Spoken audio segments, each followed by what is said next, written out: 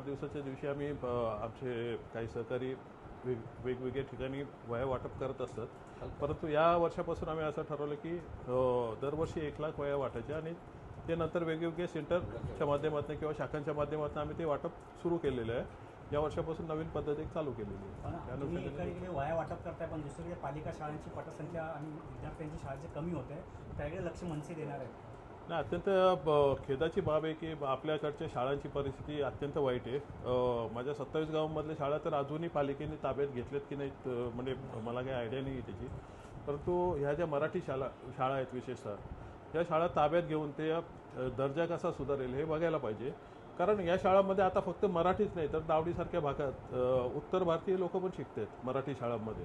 तर अशा शाळांचा मला वाटतं दर्जा सुधारून काही गोष्टी तिथे लक्ष देऊन तिथे निधी देऊन शिक्षणाचा दर्जा वाढवायला पाहिजे. सर, दुसरा एक वेगळा प्रश्न आहे की घाटकोपरच्या नंतर दादरमध्ये सुद्धा जैन मुलीने पांढऱ्या पट्ट्याच्या विषय घातला आहे.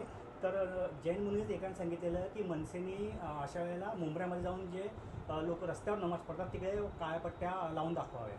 मला वाटतं त्याने अशी काय आव्हानात्मक भाषा करण्यापेक्षा तोंडावर त्यांची एक पांढरी पट्टी लावतात ती लावून गप्पा बसलेलं बरं आहे. हा काय धार्मिक वाद करायचा विषय नाही आहे. आपापला धर्म प्रत्येकानं आपापल्या घरात ठेवायला पाहिजे. आम्ही नमाजाच्या वेळेस पण त्याला विरोध करतो आणि अशा गोष्टी कुठे रस्त्यावर होत असतील मग कुठलाही धर्म असेल. जैन धर्म आहे पण एका हिंदू नाही, ते अल्पसंख्याक आहेत. जैन धर्म हा वेगळा आहे. त्यांनी त्यांची बाजू आपापल्या मंदिरात त्यांनी पाळावी. आम्ही त्यांचा आदरच करू. परंतु अशा गोष्टींसाठी आव्हानात्मक भाषा देणं हे योग्य नाही असं मला वाटतं. आवाज उचलला तो वेद पाठक ही धमकी येते असं त्यांनी म्हटलंय. नाही, मनसे त्यांच्या पूर्ण पाठीशी. सर, कल्याण डोंबिवलीत सेना भाजपमध्ये श्रीवाद सुरू आहे. प्रत्येक गोष्टीवर सेना भाजपमध्ये काही ना काही होत राहतं. नाही, मला वाटतं आता कल्याण डोंबिवलीपुरतं बोलायचं झालं तर BJPचे 50, शिवसेनेचे मला वाटतं 53 असे भरभरून हे दिले. आम्ही त्यांच्यासोबत इथे काही मुद्द्यांवर काही मुद्दे आमचे रेज करून आम्ही त्यांना सपोर्ट केलेले आहे. मी 4 दिवसापूर्वीच इथले खासदार मान्य श्रीकांत शिंदे यांच्या इथे बैठक घेतली. त्यांना काही मुद्दे सांगितलेले आहेत की ही मेट्रोची जी कामं चालू करताय तुम्ही पुढे पण तर त्यासाठी काय आपले कल्याण शिलफाटा रस्त्याला काय ॲक्सेस असेल, पर्यायी मार्ग असतील, बाळाजी गार्डनला जो टप्पा क्रमांक 2 येतो याचा रिंग रोडचा त्याला बाळाजी गार्डन कसं कनेक्ट करता येतील, ह्या सगळ्या गोष्टी तुमच्या कागदावर तयार आहेत. ह्या कुठेतरी पुढे नेऊन मला वाटतं लोकांना आता ही कामं दाखवण्याची वेळ आहे. श्रेयवाद घेण्यात काय अर्थ नाही आहे आणि मला वाटतं त्याच्यात कोणी पडूही नाही. शिवसेना भाजपमध्ये प्रवेशाबाबतीत जी शृंखला चालू आहे, आज तुमच्याकडे सुद्धा प्रवेश आहे, तर भाजप किंवा शिवसेनेचे कोण तुमच्या संपर्कात आहेत का प्रवेशासाठी? नाही, बरेचसे लोक असतात. काय आमची एक पद्धती पण आम्ही स्पष्ट सांगतो, तुम्हाला एखाद्या पक्षाचा कंटाळा आला असेल तिथे पहिला राजीनामा द्या. आम्हाला कुठला पक्ष फोडून आम्ही असे प्रवेश घेत नाही आहे. त्या पक्षाचा सन्मानपूर्वक तुम्ही राजीनामा द्या, तुमची नाराजी तिथे दाखवा. त्यानंतर तुम्हाला एक फ्रेश म्हणून इथे आम्ही प्रवेश देऊ आणि त्या अनुषंगाने लोक प्रवेश घेत असतात. ज्या पद्धतीने पाण्याचा प्रश्न गंभीर होत चाललेला आहे आणि पावसाळा जो सुरू झालेला नाही, तलाव जे आहे त्यातली सुद्धा पातळी कमी झाली, पाणी कपातीचा प्रश्न आहे. मात्र जो मोठा प्रश्न आहे वस्त्या वाढत चाललेल्या आहे, कशा प्रकारे पाहता या प्रश्नाकडे? तर पाण्याची समस्या डोंबिवलीत गंभीरच आहे. मला वाटतं आपल्या कल्याण डोंबिवली भागात एवढे बारवे डॅमचं पाणी असेल, जो कोटा मी इतके वर्ष आमदार असताना बोंबलायचो की आपला 140 MLD हक्काचा कोटा आहे, तो अजून आपला वर्ग केलेला नाही आहे. अमृत योजना अजून पाहिजे तसं जोर पकडलेलं नाही आहे. त्याची कोळेगावची टॅपिंग वगैरे झाली आणि त्याला कोटा वाढवला, जो आता 50-55 MLD फक्त येतोय सध्या पाणी.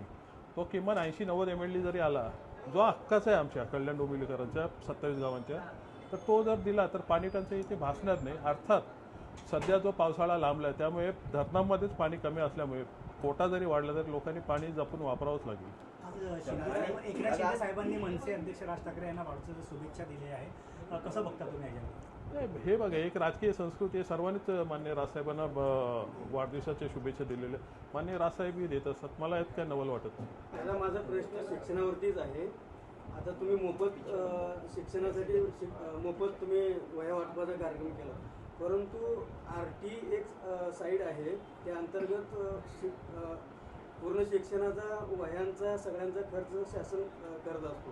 पण अजूनही काही शाळा आहेत त्या शाळेमध्ये दिलं जात नाही, त्याबद्दल तुम्ही काय म्हणता? मुळात आपली शिक्षण पद्धतच पडतोच बोलू शकतो आपण. त्याबद्दल बरेच पालक महापालिकेमध्ये पर्यंत जाऊन आले. तुम्ही लोकांना जे 1500 रुपये देता किंवा मोफत योजना देता त्यापेक्षा चांगलं शिक्षण, चांगलं आरोग्य सेवा दिल्या तर मला वाटतं हे चांगलं होईल.